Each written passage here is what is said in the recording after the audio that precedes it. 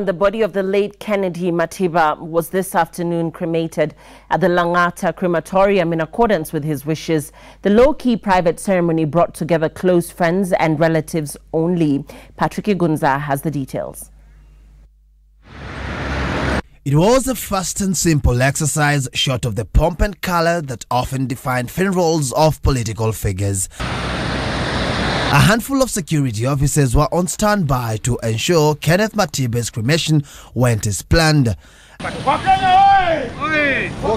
And a few minutes after 1 o'clock, Matiba's body arrived at the Langata crematorium.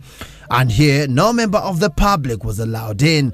Those who defied the orders only allowed to witness the goings-on from a distance. Emotions galore.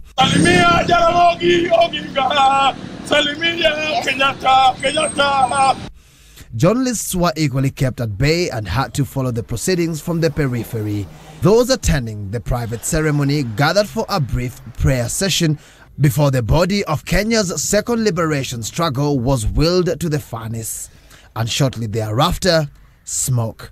A clear indication that Kenneth Stanley Njindo Matiba's wishes were fully complied with.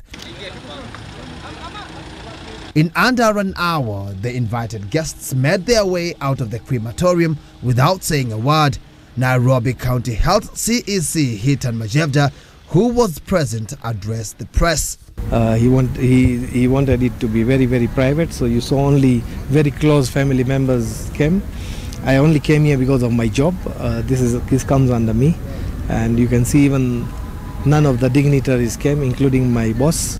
Matiba died last week on Sunday after 29 weeks in hospital. He had been battling ill health for decades arising from a stroke he suffered while in detention in the early 90s. And so Kenneth Matiba's wish to be cremated shortly after his death has finally passed, albeit with lamentations from a section of Kenyans who still hold that it would have been a better option if the veteran politician and liberator would have been accorded a state funeral or even an elaborate burial service.